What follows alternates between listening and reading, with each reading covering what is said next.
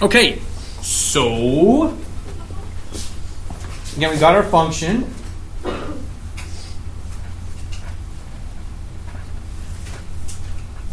Okay, I'm going to hold off on identifying the b. I will talk about b, though, a little bit, but I just want to focus on the three main transformations that I've talked about here, because most of the functions we'll discuss in this class, okay, b won't be necessary to, like, discriminate about, okay? We'll be able to, like, manipulate things in such a way that the b will then just be kind of absorbed into a, and so that won't worry about it. The only place sine and cosine, that's the only place where we really would need to worry about b. Okay, so we'll just focus on a, x, or a, h, and k for right now. Okay, so we already talked about k, so I'll go ahead and get that out of the way here. So for k values that are greater than 0, okay, that shifted our graph up k units. Right? And for k values that were less than 0, it shift down k units.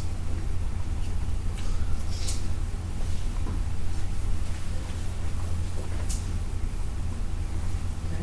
Shift down k units. Sorry, so let's do h. How does h affect our graph, especially in this format where we have x minus h? Okay, with x minus h. How does that affect our graph? How does that transform our graph from its original? What did it do?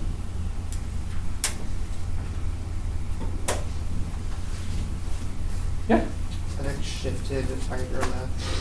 Yeah, it shifted left or right. Exactly right. Okay. Specific, can you be a little more specific then? So, for example, what kind of h values would make it shift to the right? If it's greater than 0.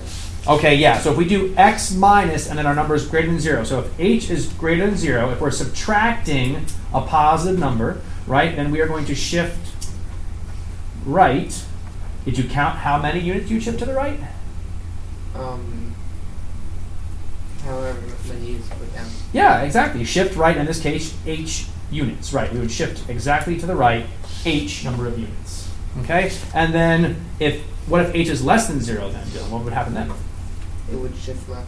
Yeah. The amount of units. Exactly. Shift left, I want to be careful if I say this. I guess I'll put yeah, 8. I'll put absolute value of h units there, I guess. That makes more sense, maybe. Okay. So it wouldn't make sense how much shifting left and negative. But anyway, yeah. Okay. So if your h value is less than 0, so in other words, you have x plus 2, right? X plus 2. That plus 2 means you're actually going to go to the left 2 units. Okay, because your h would be then negative 2. Okay? So this is the opposite, right, of what you'd expect. Right? K, this is more intuitive. If k is positive, we're going to go up. If k is negative, we're going to go down. Right? But here, when we put a number in here, like x minus 2, a minus 2 actually means we shift to the right 2 units. Okay? And then x plus 2 would mean we shift to the left 2 units. Okay? So the number that's in with the x there kind of does the opposite of what you'd expect, okay, intuitively. Whereas this number on the outside, it does what you'd expect, right? Up is positive k, down is negative k. Okay. And what about this a? What does that a out front do? What did that do to our graph? How might you describe it?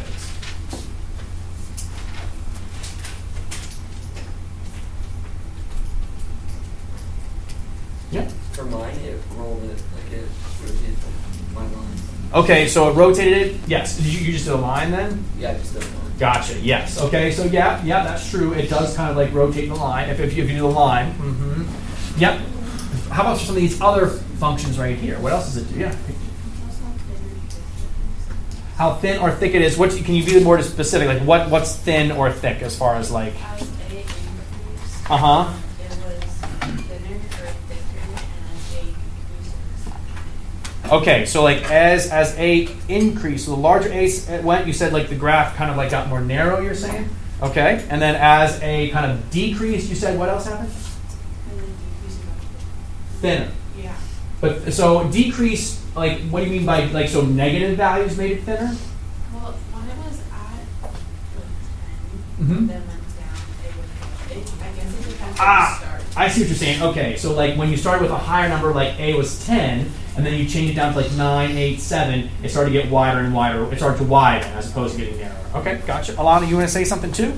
It changed the slope of the graph. Okay, it changed the slope of the graph. Were you looking at absolute value of x then? I don't know. What was your original function? Yeah, absolute value. Yeah, absolute value. Yeah, and that's true because absolute value is nice and straight, right? So you do kind of have slopes of both sides. And so you said then, sorry, how did you relate the A to the slope again? What did you say? As A increases, the absolute value of A affects. Yeah, so it gets like more narrow in that sense too, right? Steeper slopes is what you're saying maybe or something. Okay. Yeah. All right. Anything else you guys wanted to add? Was anyone able to like flip their graph using A? Yeah. So how did you flip it? Someone besides Natalie. Go ahead, Slayman. How about you? How did you flip it? What did you do?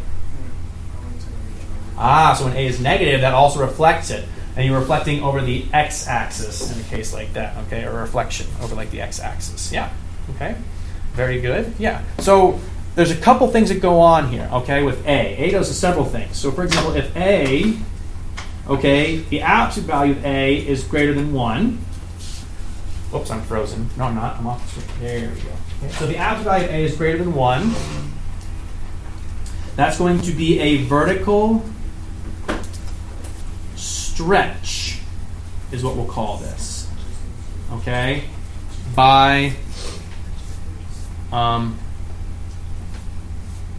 A. Okay? If the absolute value of A is between 0 and 1, we're talking like 1/2, 1/3, 3/4, okay? That won't stretch it. That will, well, what do you think? What's the opposite of stretch? Shrink. Yeah, or condense.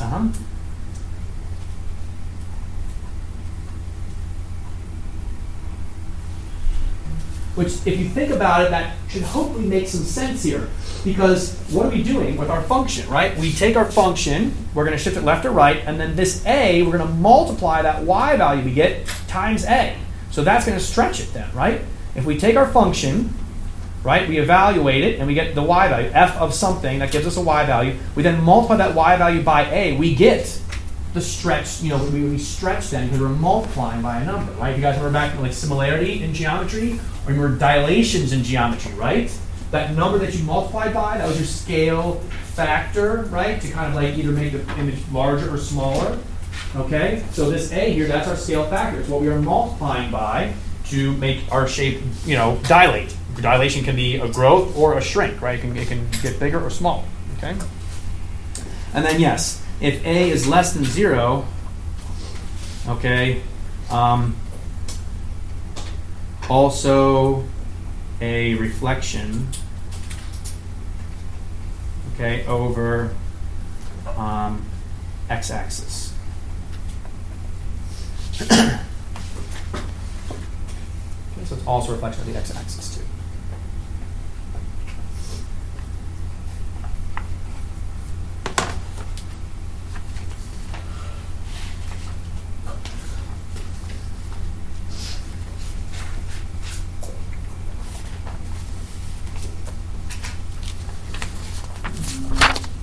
So, let's practice this a little bit here. All right. So I already have some of your homework. I printed out some of your homework for you. Take my pass down, please. So that way we can do some practice problems, because it's really hard to discuss this stuff without actually this.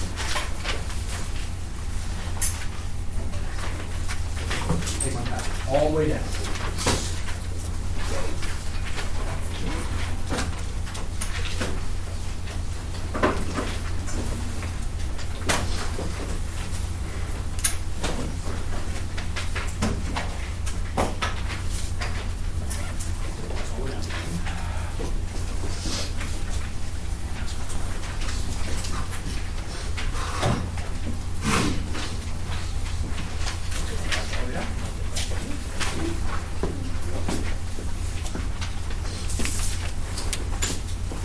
Okay, they should be on their way here.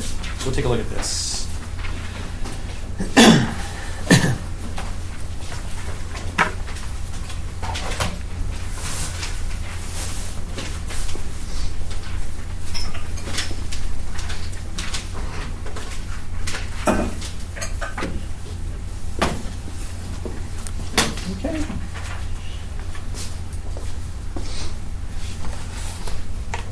So let's see. I'll do maybe like one of each. Okay, I'll do maybe like one of each here or something like that. So let's try number 1. Okay. Translate the graph of f of x to the left 3 units. Okay. So you'll notice the directions here give us some more for us to do than just doing this translation. It says write g of x in terms of f of x after performing the given transformation of the graph of f of x. Okay? So this right here, what we've got, this is a picture of f of x. Right? Let me go write that in here. There's f of x. Okay? We want g of x to be a translation of f to the left 3 units. Okay? So in other words, if we write this out, g of x, and then how do we shift, well, I'll write this here, g of x is equal to f of, how are we going to shift x to the left 3 units? Well, what should I write? If I want to shift it left 3 units, I want to write f of x, what? Plus. So, yeah, to the left 3, I want to go plus 3, and then close parentheses just like that. Okay, so g of x will be f of x plus 3, right? The plus 3 there indicates that shift to the left 3 units. And then we'll go ahead and we'll just do it. Now we'll graph g. Okay? So, I'm going to take this graph here. I just want to shift it left 3 units. So, I'll just kind of like, pick some kind of principal points out here. So, for example, this is 0, right? We'll just shift it left 3. So, 1, 2, 3. There's a new point. Okay? This 0 right here, I'll shift left 3. So, 1, 2, 3. There's a new point. Okay? There's our new zeros. And then, let's see here, like there's this peak right here, okay, right? The top of the semicircle, okay, at 0, 3, we'll shift it left 3. So again, 1, 2, 3, we'll put a point right there. So from here, count it left 3, 1, 2, 3, and there's a point, okay? And then from here, we basically have enough points to kind of get the right shape, so we'll just go ahead and then fill in the semicircle there. Okay?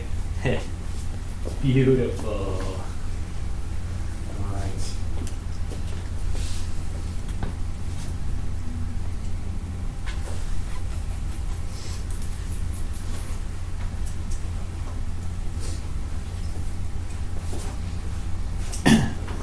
All right, let's try number 2.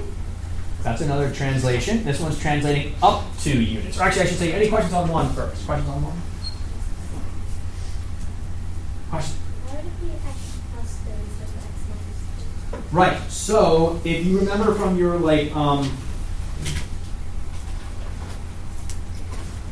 activity there, your thing, your evaluation, your analysis, whatever, the transformations in the activity there, the plus 3, if you remember our let me go back to the notes. When you had x plus a 3, that actually ends up shifting it to the left 3 units. Let's see, where did I put these notes? Here. We just talked about this. Here. Okay, right? So we have x minus h, right? And so when we subtract, when we have x minus a positive number, right? A positive number, then that means we're going to shift right h units. Okay? And then with h being negative, then we're going to shift left, bless you, absolute value of h units. So if you just want like an easy, quick way to remember it, the number that's in with the x would be the opposite of what you'd expect. That's it. Okay. But then number 2, now we're trying to shift up 2 units. So our g of x will be equal to f of x, and then what do I put here on the outside? Plus 2, right? Plus 2, okay? So when we shift things up and down, that you do what you'd expect there. Okay?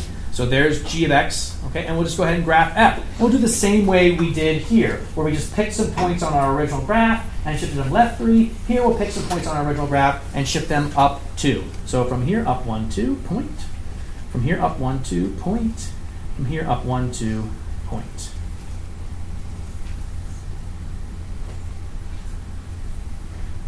Okay, like so. And so there's our new graph, and I'll call that g of x. I should have called that other one g of x too. Okay, just like that. Okay, shift it up 2.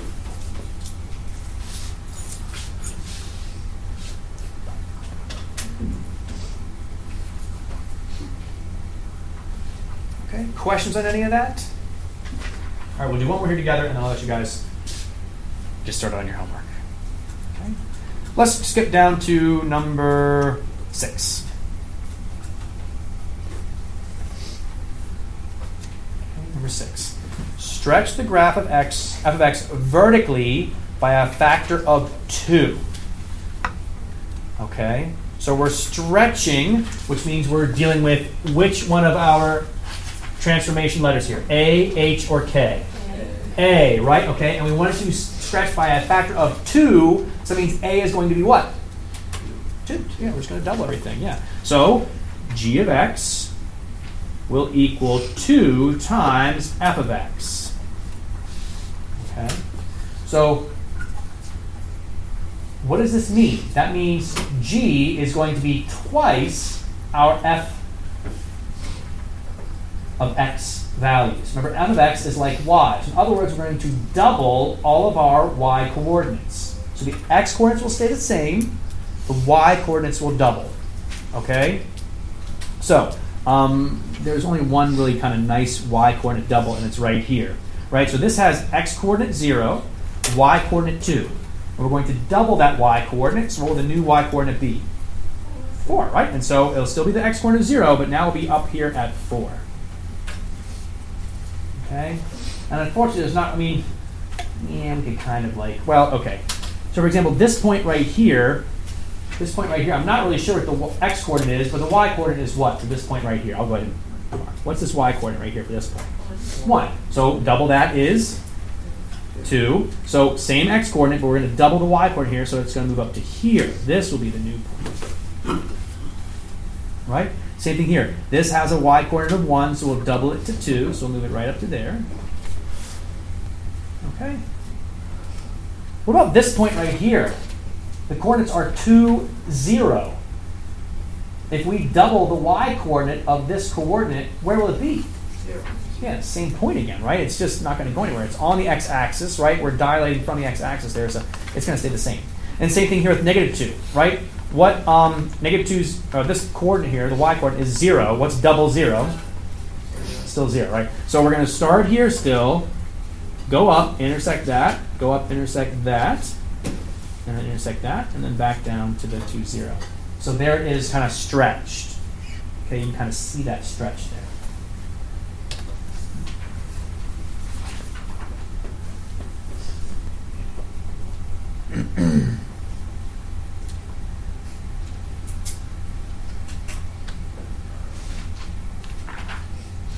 Okay, so here's what I'd like you guys to do. Anytime it says the word horizontal, please make it vertical, okay? So stretch it vertically. Okay, or sorry, any horizontal stretches, please just change them to vertical. So number 5, change it to vertically, please. And number 7, change that to vertically as well. And I think that should be okay, yeah. Okay, so I'll have you guys, this will be your homework here, page 31.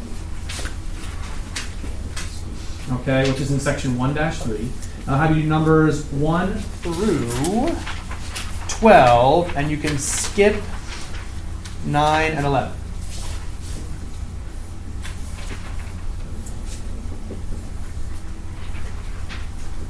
Okay, so that'll be your homework right there. We already did 3 of them. Okay. I didn't quite get to the even and odd stuff like I wanted to, but we'll deal with that tomorrow when I talk about inverses and stuff too. Okay? So there's your homework. It's all on this piece of paper. You don't even have to look up a PDF. Hooray!